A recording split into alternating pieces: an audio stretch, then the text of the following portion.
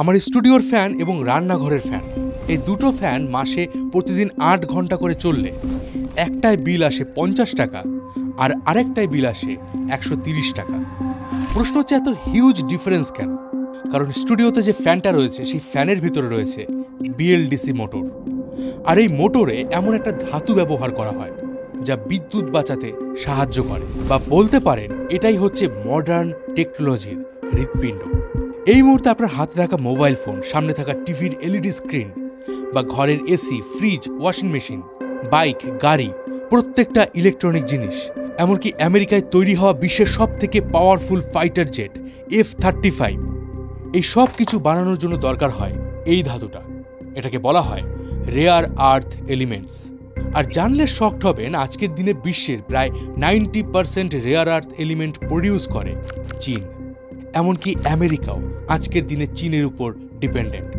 একটা সময় যেভাবে খনিজ তেলের জন্য মিডল ইস্টে একের পর এক যুদ্ধ, রাজনীতি শুরু হয়েছিল, ভবিষ্যতে এই রেয়ার আর্থ মিনারেলের জন্য লড়াই হবে। The silent war is already raging about. কি বিশ্বাস হচ্ছে না? তাহলে 2010 সালের একটা ঘটনা আপনাদেরকে বলি।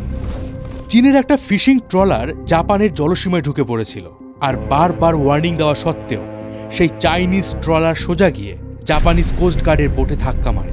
স্বাভাবিকভাবেই জাপানিজ কোস্ট গার্ড চীনের ওই ট্রলারটাকে সিজ করে ফেলে। আর জানেন এরপর কি হয়েছিল? আগামী 2 সপ্তাহের মধ্যেই চীন জাপানকে রেয়ার আর্থ এলিমেন্ট দেওয়া বন্ধ করে দিয়েছিল। এর ফলে সারা বিশ্ব জুড়ে ইলেকট্রনিক্স জিনিসের শর্টেজ দেখা দেয়।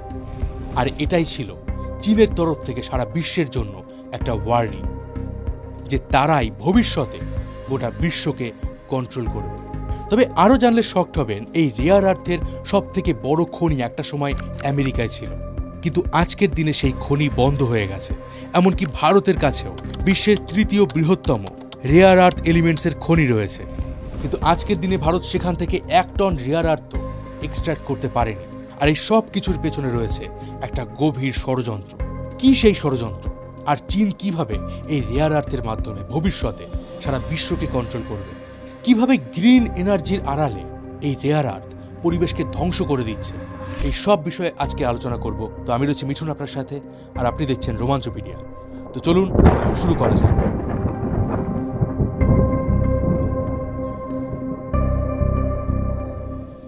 এই পুরো বিষয়টাকে বুঝতে গেলে আমাদেরকে জানতে হবে যে রেয়ার আর্থ এলিমেন্টস আসলে কি। আমরা সবাই জানি যে মাটির নিচে অনেক ধরনের খনিজ পদার্থ থাকে, যেমন খনিজ তেল, সোনা, তামা, ম্যাঙ্গানিজ। আর এই রকম একটা খনিজ হচ্ছে রেয়ার আর্থ। তবে এটা কোনো একটা ধাতু নয়, মোট 17টা ধাতু মিলিয়ে একসাথে বলা হয় রেয়ার আর্থ এলিমেন্টস। স্কুলে কেমিস্ট্রি ক্লাসে এই ধরনের পিরিয়ডিক টেবিল আপনারা নিশ্চয়ই দেখেছেন। তো এই চার্টের একদম লাস্টের দিকে দেখুন 57 থেকে 71, এই ধাতুগুলোকেই বলা হয় রেয়ার আর্থ এলিমেন্টস। এবার এই যে একটু আগে আপনাদেরকে বললাম যে মোবাইলের মধ্যেও রেয়ার আর্থ এলিমেন্টস থাকে, সেটা মোবাইলের কোথায় থাকে? এই লিস্টে 4 নম্বরে যে ধাতুটা দেখতে পাচ্ছেন সেটা হচ্ছে নিওডিয়াম। এটাই ব্যবহার করা হয় আমাদের মোবাইলের স্পিকারে এবং মোবাইলের ভাইব্রেশন মোটরে। এবার কেন মোবাইলে বা বিএলডিসি ফ্যানে এই নিওডিয়াম ব্যবহার করা হয় তার কারণটা একটু পরে ভিডিওতে আপনাদেরকে বলছি। এবার একটা মজার কথা বলি, সেটা হচ্ছে এই এলিমেন্টসগুলোর সাথে রেয়ার শব্দটা থাকলেও এগুলো আসলে কিন্তু রেয়ার নয়।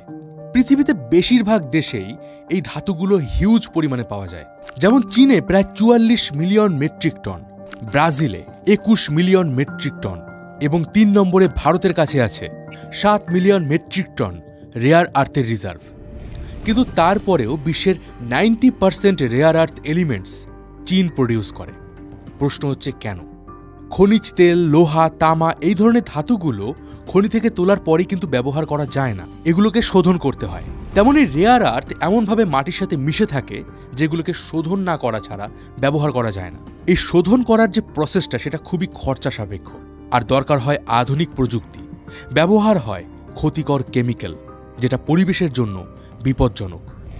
শোধন করে 1 টন রেয়ার আর্থ বের করার সময় প্রায় 2000 টন ওয়েস্ট তৈরি হয়, যার মধ্যে থাকে বিষাক্ত গ্যাস, তেজস্ক্রিয় বর্জ্য আর ক্ষতিকর কেমিক্যাল। আর যেখানে এগুলোকে শোধন করা হয় সেখানে নদীর জল, মাটির নিচের জলও দূষিত হয়ে যায়। এছাড়া এই কাজের সাথে যারা জড়িত থাকেন তাদের ফুসফুসের সমস্যায়, স্কিন ডিজিজ, এমনকি ক্যান্সারও হয়। আর এই পরিবেশের ক্ষতি আজকের দিনে চীনকে একটা অন্যরকম সুবিধা দিচ্ছে। কিভাবে? চলুন এবার সেটা বলছি। সময়টা 1949। আমেরিকার পশ্চিমে ক্যালিফোর্নিয়া স্টেটের পাহাড়ি এলাকার মাউন্টেন পাসে একটা বিশাল বড় রেয়ার আর্থের খনি পাওয়া যায়, যেটা বিশ্বের সবথেকে বড় রেয়ার আর্থের খনি। আর এই খনি পাওয়ার সাথে সাথে সারা বিশ্ব জুড়ে শুরু হয় রেভলিউশন। 1950-এর দশকে সদ্য কালার টিভি আবিষ্কার হয়েছিল, কিন্তু তখনকার কালার টিভিগুলোতে রং, বিশেষ করে লাল রং, অতটা ব্রাইট এবং ডিপ ছিল না। 1960-এর দশকে বিজ্ঞানীরা টিভির পিকচার টিউবে ইউরোপিয়াম এবং ইট্রিয়াম নামে দুটো রেয়ার আর্থ এলিমেন্টস ব্যবহার শুরু করেন। আর এই পরিবর্তনের পর থেকেই টিভির রং অনেক বেশি উজ্জ্বল এবং স্বচ্ছ হয়ে ওঠে, আর লাল, সবুজ, নীল প্রত্যেকটা রং আলাদা ও জীবন্তভাবে ফুটে ওঠে। আর বলতে পারেন ঠিক এইভাবেই মডার্ন ইলেকট্রনিক্সে রেয়ার আর্থ এলিমেন্টসের ব্যবহার শুরু হয়। ইভেন আজকের দিনেও আপনি যে স্ক্রিনে এই ভিডিওটা দেখছেন, সেখানেও রেয়ার আর্থ এলিমেন্ট ব্যবহার করা হয়েছে। এবারে যে আপনাদেরকে বলছিলাম যে মোবাইলের স্পিকার বা ওয়াশিং মেশিনে রেয়ার আর্থ এলিমেন্টস ব্যবহার করা হয়, যেটার নাম হচ্ছে নিওডিয়াম। এর কারণ হলো এই নিওডিয়াম ধাতুটাকে খুব সহজেই একটা পার্মানেন্ট চুম্বকে পরিণত করা যায়, এমনকি এটা ভীষণই শক্তিশালী একটা চুম্বক। এর ফলে কম স্পেসের ভেতর অনেকটা বেশি পাওয়ার জেনারেট করতে পারে। এমনকি মডার্ন ফাইটার জেটে পাওয়ারফুল রাডার তৈরি করতেও এই নিওডিয়াম ব্যবহার করা হয়। সামারিয়াম এলিমেন্ট মিসাইল গাইডেন্সের জন্য ব্যবহার করা হয়। গ্যাডোলিনিয়াম ব্যবহার করা হয় এমআরআই মেশিনে, যেটা চিকিৎসার জন্য ভীষণই গুরুত্বপূর্ণ। 1980-র দশক পর্যন্ত পৃথিবীর সবথেকে বেশি রেয়ার আর্থ এলিমেন্টস আমেরিকার এই মাউন্টেন পাস খনি থেকে তৈরি হতো। কিন্তু 1990 দশক আস্তে আস্তে এই খনি ধীরে ধীরে বন্ধ হতে শুরু করে। আর কারণ ছিল পরিবেশ দূষণ। একটা সময় আমেরিকার এই খনির বিরুদ্ধে ক্যালিফোর্নিয়ায় হিউজ প্রোটেস্ট শুরু হয়। আর এই প্রোটেস্টের পেছনে কে ছিল জানেন? চীন। হ্যাঁ, ঠিকই শুনছেন। 2010 সালের ইউএস ইন্টেলিজেন্স রিপোর্টে বলা হয়েছে যে এই পরিবেশ আন্দোলনের পেছনে চীনের হাত ছিল। চীন সরকার কিছু আমেরিকান পরিবেশবাদী অর্গানাইজেশনকে ফান্ডিং দিয়ে রেয়ার আর্থ মিনারেলসের মাইনিংয়ের বিরুদ্ধে ক্যাম্পেইন চালিয়েছিল। আর এভাবে প্রোপাগান্ডা ছড়িয়ে চীন আমেরিকার সাধারণ জনগণের সামনে রেয়ার আর্থ মিনারেলসের যে ক্ষতিকর প্রভাব, সেগুলোকে সামনে তুলে ধরে আর পরিবেশ দূষণের বিষয়টাকে বাড়িয়ে চাড়িয়ে দেখাতে থাকে। আর আলটিমেটলি চীন সাকসেসফুলও হয়েছিল। চীনের ক্যাম্পেইন এতটাই সফল হয়েছিল যে আমেরিকায় পাবলিক অপিনিয়ন রেয়ার আর্থের প্রতি নেগেটিভ হয়ে যায়। দেশের পরিবেশ আইন আরও জটিল হয়, বিরোধিতা বাড়ে, আর ফাইনালি আমেরিকা রেয়ার আর্থের মাইনিং এবং প্রসেসিং টোটালি বন্ধ করে দেয়। আর এই সুযোগেই চীন গোটা বিশ্বের বাজারকে নিজেদের কন্ট্রোলে করে নেয়। তবে খনি বন্ধ হওয়ার পরেও আমেরিকার সরকার আরও বেশ কয়েকবার চেষ্টা করছিল এই খনিটাকে রিওপেন করার। কারণ এই রেয়ার আর্থ আমেরিকার মিসাইল থেকে শুরু করে যুদ্ধবিমান, জাহাজ, টেকনোলজি সব জায়গায় ব্যবহার করা হতো। আর এই সব কিছুর জন্য আমেরিকাকে চীনের উপর ডিপেন্ডেন্ট হতে হচ্ছিল। মানে আমেরিকার সিকিউরিটির উপর সরাসরি একটা প্রশ্নচিহ্ন উঠে গিয়েছিল। কিন্তু তারপরেও আমেরিকার পার্লামেন্টে বহু সেনেট এই খনি চালু করার বিরুদ্ধে ছিল। আর আশা করি সেই কারণটাও আপনারা কিছুটা আন্দাজ করতে পারছেন। তবে বলে দেই, আজকের দিনে কিন্তু এই খনি আবারও চালু হয়েছে, কিন্তু প্রোডাকশন সেই আগের মতো নেই। তার পেছনে রয়েছে চীন। খনি বন্ধ হওয়ার পরেই 1995 সালে আমেরিকার যে কোম্পানি এই রেয়ার আর্থ শোধন করত, ম্যাগনেকুইঞ্চ, সেই কোম্পানিকে চীন কিনে ফেলে। মানে বুঝতে পারছেন কি ভয়ানক লেভেলের ষড়যন্ত্র। আজকের দিনে আমেরিকা রেয়ার আর্থের জন্য প্রপার টেকনোলজি ডেভেলপ করতে পারছে না, এমনকি সরকার থেকে প্রপার ফান্ডিংও দেওয়া হয় না। আমেরিকাতে রেয়ার আর্থ মাইনিং অ্যান্ড প্রসেসিংয়ে যে কোম্পানি কাজ করত, সেই মলিক্রপ কোম্পানির সিইও নিজে একটা ইন্টারভিউতে বলেছেন যে আমরা মাইন চালু করতে গেলেই অদ্ভুতভাবে এনভায়রনমেন্টাল লসুট বেড়ে যাচ্ছে। মানে কেউ ইচ্ছে করে আমাদের বাধা দিতে চাইছে।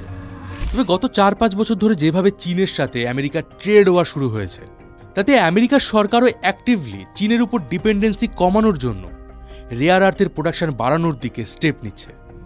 কিন্তু আপনি জানলে আশ্চর্য হবেন, আমেরিকা কখনো চাইলেও ভবিষ্যতেও চীনকে সরিয়ে রেয়ার আর্থের বাজার দখল করতে পারবে না। আর এর পেছনেও রয়েছে অন্য আরেকটা কারণ। চলুন এবার সেই বিষয়ে কথা বলা যাক। চীন কিভাবে ধনী হয়েছিল সেই ভিডিওতে আমি একজন ভিশনারি লিডারের কথা বলেছিলাম, ডেং জাওপিং। তিনি 1992 সালে বলেছিলেন, middle east has oil but China has rare earth elements. এর মানে মিডল ইস্টের কাছে তেল রয়েছে, কিন্তু চীনের কাছে আছে রেয়ার আর্থ এলিমেন্টস।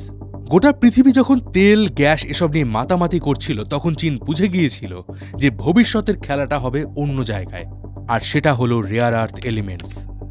80-র দশকের শুরুর দিকেই বেশিরভাগ ওয়েস্টার্ন কান্ট্রিগুলো তাদের রেয়ার আর্থ মাইনিং বন্ধ করে দিচ্ছিল, কারণ এই মিনারেলসগুলো প্রসেস করতে গিয়ে প্রচুর পরিমাণে toxic radio active West generate হয়। আর এই ওয়েস্ট ম্যানেজ করার জন্য পরিবেশ আইনও বেশ কড়াকড়ি ছিল।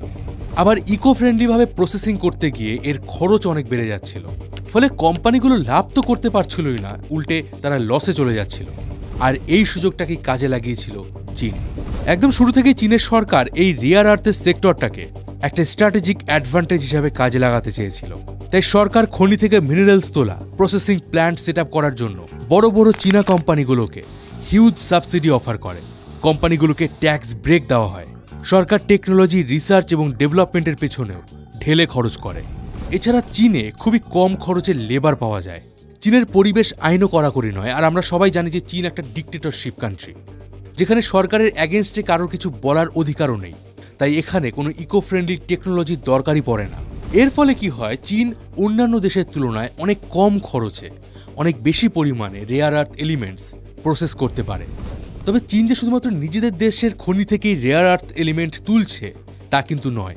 আজ থেকে 25-30 বছর আগে চীন দক্ষিণ আমেরিকার আর্জেন্টিনা, বলিভিয়া, চিলি সহ আফ্রিকার বেশ কয়েকটা দেশ যেমন কেনিয়া, তানজানিয়া, ক্যামেরুন, কঙ্গো, এই দেশগুলোতে হিউজ পরিমাণে ইনভেস্টমেন্ট শুরু করেছিল। কিন্তু কেউ তখন বুঝতে পারছিল না যে চীন এই দেশগুলোতে এত পরিমাণে কেন ইনভেস্টমেন্ট করছে। কিন্তু এখন সবাই বুঝতে পারছে যে চীনের কত বড় একটা স্ট্র্যাটেজিক প্ল্যানিং ছিল। সাউথ আমেরিকা, আফ্রিকার যে দেশগুলোতে চীন বিনিয়োগ করে রেখেছিল, সেই দেশগুলোতে প্রচুর পরিমাণে রেয়ার আর্থ মিনারেলস পাওয়া যায়। আর এই খনিগুলো বেশিরভাগই আজকের দিনে চীনের দখলে রয়েছে। যেমন ধরুন ডেমোক্রেটিক রিপাবলিক কঙ্গো, এই দেশের লিথিয়াম মাইনিং করার বদলে চীন তাদের রাস্তাঘাট এবং হসপিটাল তৈরি করে দেওয়ার কথা বলেছে। অন্যদিকে কেনিয়াতে তারা মাইনিংয়ের বদলে $666 মিলিয়ন একটা ডাটা সেন্টার তৈরি করার কথা বলেছে। আর প্রতি বছর এই দেশগুলোর খনি থেকে তারা কয়েক টন মিনারেল মাইনিং করে চীনে পাঠায়। তবে চীন কিন্তু শুধুমাত্র মাইনিং করে প্রসেস করে থেমে থাকে না। তারা সেই রেয়ার আর্থ এলিমেন্টস ইউজ করে ম্যাগনেট, ব্যাটারি, চিপ এই সমস্ত প্রোডাক্ট তৈরি করে। ফলে এই সেক্টরে চীন পুরোটাই সেলফ সাফিসিয়েন্ট। তাদের অন্য কোনো দেশের উপর ডিপেন্ডেন্ট থাকতে হয় না। আর পুরো বিশ্ববাজারকে কন্ট্রোল করার পেছনেও চীনের একটা অন্য স্ট্র্যাটেজি ছিল। চীন প্রথম দিকে খুবই কম দামে রেয়ার আর্থ এলিমেন্ট এক্সপোর্ট করে মার্কেটে এন্ট্রি নেয়। তারা এতটাই কম দামে এক্সপোর্ট করত যে অন্য কোনো দেশের কোম্পানি চীনের সাথে কম্পিটিশনে টিকতে পারছিল না। আর আলটিমেটলি বিভিন্ন দেশের যে কোম্পানিগুলো ছিল সেগুলো বন্ধ হয়ে যায়। আর এভাবেই বিশ্বের প্রায় প্রত্যেকটা দেশ রেয়ার আর্থ এলিমেন্টের জন্য চীনের উপর ডিপেন্ডেন্ট হয়ে পড়েছে। আজকের দিনে বিশ্বের প্রায় 60% রেয়ার আর্থ এলিমেন্টসের মাইনিং চীনে হয়। বিশ্বের 87% রেয়ার আর্থ এলিমেন্টসের প্রসেসিং চীনে হয়। ওয়ার্ল্ডের প্রত্যেকটা টেকনোলজি এবং advance military powered country rare earth এলিমেন্টসের জন্য চীনের উপর ডিপেন্ডেন্ট। আর এই সুযোগটাকেও চীন একদম পারফেক্টলি কাজে লাগাচ্ছে। আজকের দিনে চীন এই রেয়ার আর্থ এলিমেন্টসকে একটা ইকোনমিক ওয়েপেন হিসাবে ব্যবহার করছে। প্রশ্ন হচ্ছে কিভাবে? দেখুন, এই পুরো সাপ্লাই চেইনটাকে চীন নিজে কন্ট্রোল করে। তাই চীন যখন ইচ্ছে এক্সপোর্ট কমিয়ে দেয়, কখনো দাম বাড়িয়ে দেয়, ইচ্ছে মতো এক্সপোর্ট বন্ধ করে দেয়। যেমন 2010 সালে জাপানের সঙ্গে পলিটিক্যাল টেনশনের কারণে চীন হঠাৎ করেই জাপানের রেয়ার আর্থ এলিমেন্ট এক্সপোর্ট করা বন্ধ করে দিয়েছিল। এর ফলে জাপানের টেক ইন্ডাস্ট্রি রীতিমতো কোলাপস করে গিয়েছিল। রিসেন্টলি চীন ভারতেও রেয়ার আর্থ এলিমেন্টসের এক্সপোর্টের উপর ব্যান লাগিয়ে দিয়েছিল। এর ফলে ভারতের টেক ইন্ডাস্ট্রিতেও একটা বড়সড় ঝটকা লেগেছিল। এভাবে চীন কখনো কম দামে রেয়ার আর্থ প্রডিউস করে অন্য দেশগুলোকে মার্কেট থেকে সরিয়ে দিচ্ছে, পরে আবার নিজেরাই দাম বাড়িয়ে বেশি বেশি পরিমাণে মুনাফা লাভ করছে। আর এই ডিপেন্ডেন্সি এতটাই বেশি যে আমেরিকা, ইউরোপও চীনের কোনো অল্টারনেটিভ খুঁজে পাচ্ছে না। এবার প্রশ্ন হচ্ছে, ভবিষ্যতেও কি চীন রেয়ার আর্থ এলিমেন্টসের মার্কেটে টিকে থাকতে পারবে? আজকের দিনে পরিবেশ বাঁচানোর জন্য গ্রিন এনার্জির ব্যবহার শুরু হয়েছে, যাতে জীবাশ্ম জ্বালানির ফলে কার্বন ডাইঅক্সাইডের পরিমাণ কমানো যায়। এই কারণে সোলার পাওয়ার, উইন্ডমিল, জলবিদ্যুৎ ব্যবহার করা হচ্ছে। আর ইলেকট্রিক ভেহিকেলের চাহিদাও বাড়ছে। কিন্তু আগেই আপনাদেরকে বলেছি যে আজকের দিনে প্রায় প্রত্যেকটা ইলেকট্রনিক জিনিসেই রেয়ার আর্থ এলিমেন্টস ব্যবহার করা হয়। একটা ইলেকট্রিক গাড়িতে সাধারণ গাড়ির তুলনায় 6 গুণ বেশি পরিমাণে রেয়ার আর্থ এলিমেন্ট ব্যবহার করা হয়। একটা উইন্ডমিলে তাপবিদ্যুৎ কেন্দ্রের তুলনায় 9 গুণ বেশি রেয়ার আর্থ দরকার হয়। এমনকি আজকাল সোলার প্যানেলের এফিসিয়েন্সি বাড়ানোর জন্য রেয়ার আর্থের প্রলেপ ব্যবহার করা হচ্ছে। মানে পরিবেশ বাঁচাতে গিয়ে আজকের দিনে আমরা এমন একটা জিনিস ব্যবহার করছি যেটায় পরিবেশের আরও বেশি পরিমাণে ক্ষতি হয়। আর বলা হচ্ছে আগামী প্রায় 25-30 বছরের মধ্যেই এই রেয়ার আর্থের ডিমান্ড 30 থেকে 40 গুণ বেড়ে যাবে। ফলে চীন যে ভবিষ্যতে ওই রেয়ার আর্থ দিয়ে সারা বিশ্বকে কন্ট্রোল করার চেষ্টা করবে সেখানে কোনো দ্বিমত নেই। তো বলতে পারেন আজকের দিনে চীনের হাতে সবথেকে বড় অস্ত্র তাদের এই রেয়ার আর্থ এলিমেন্টস। তাদের হাতেই রয়েছে আধুনিক সভ্যতার ইঞ্জিনের চাবিকাঠি। চীন কিভাবে একটা গরিব দেশ থেকে ধনী হয়েছিল, এত সাকসেসফুল একটা কান্ট্রি হলো, এই বিষয়ে ডিটেলসে জানার জন্য এই ভিডিওটা দেখুন। কেমন লাগলো আজকে ভিডিওটা কমেন্ট বক্সে অবশ্যই জানাবেন। দেখা হবে পরে ভিডিওতে। ততদিন ভালো থাকবেন, সুস্থ থাকবেন। আর আমি ছিলাম মিঠুন আপনাদের সাথে।